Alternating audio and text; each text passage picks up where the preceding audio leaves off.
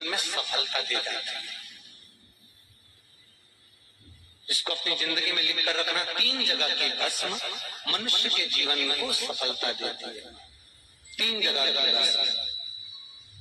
पहली, कहीं पर यज्ञ हुआ हो और बड़ा विशाल यज्ञ हुआ,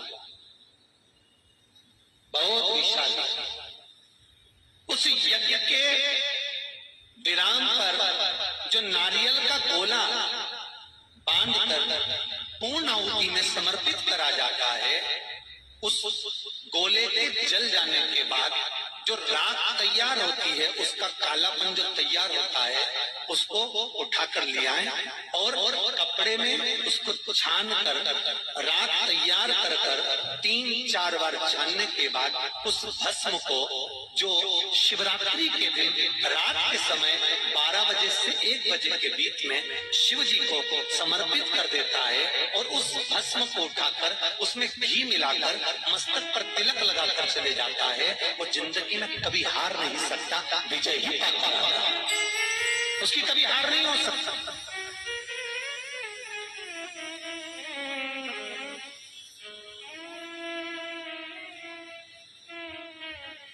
वो कभी हार नहीं सकता।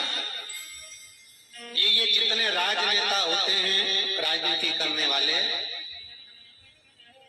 टिकट मिलेगा नहीं मिलेगा, टिकट मिलेगा नहीं मिलेगा, उस मझधार में पड़े रहते हैं। शिव महापुराण की कथा कहती है वो भस्म विजयता को प्रदान करती है। आपको किसी से नहीं कहना, किसी के हाथ नहीं जोड़ना, केवल वो भस्म का तिलक लगाकर जिससे आपका काम निकालना है उसके सामने पहुंच जाए, आपको सुख अनुभव हो जाए, कार्य सिद्ध।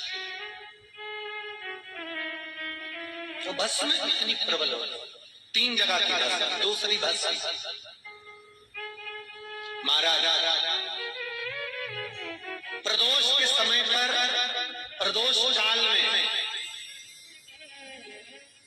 जिस दिन प्रदोष हो उस दिन प्रदोष काल के समय कोई गाय अपने बछड़े को दूध पिलाते समय जब पोटा कर दे, गाय गोबर कर दे, उस गोबर को हाथ नहीं लगाना है, उसी स्थान पर सूखने देना है। जब वो गोबर सूख जाए उसको उठाकर जलाकर उसकी भस्म तैयार कर ली जाए। किसी भी प्रदोष उस भस्म की राख तैयार कर शंकर भगवान को शाम को प्रदोष के काल में, प्रदोष के समय पर शंकर भगवान को एक वस्त्र में लेकर किसी मंदिर में भस्म चढ़ाकर उसी भस्म को उठाकर लेकर आ जाए और जो दुकान, जो व्यापार, जो फैक्ट्री, जो काम आपका खड्डे में जा रहा है, नहीं चल रहा, बिल्कुल ठप्प होकर पड़ा हुआ है, उस भस्म को केवल दुकान में जाने से पहले दोनों साइड दाता और विधाता का नाम लेकर चढ़ा दी जाए और अंदर प्रवेश कर दिया जाए। अगर कितनी भी खड्डे में फैक्ट्री जा रही होगी, वो अप्पल में चलना प्रारंभ हो जाएगी।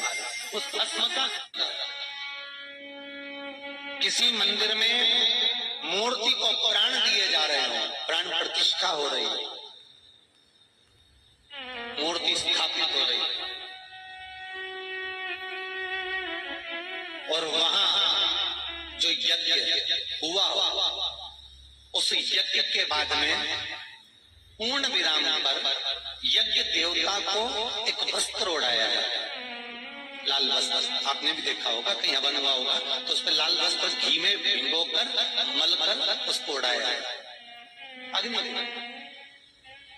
फिर उसके ऊपर दही का प्रचलन होता है। तो जो वस्त्र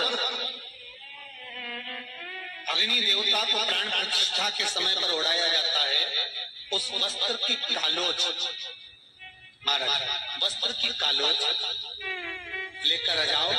आंवला नवमी के दिन हाथ की अंगुष्ठ भाग और चीटी उंगली, इन दोनों भाग पर वो कालोच लगाकर आंवले के वृक्ष के नीचे आंवला नवमी के दिन अपना पल्लू पसार कर आंवले की जड़ को अपने पल्लू में गिरा लो और आंवला नवमी के दिन ही वो आंवले की जड़ को गुल्लक में, तिजोरी में, बरकत के स्थान पर रख दो।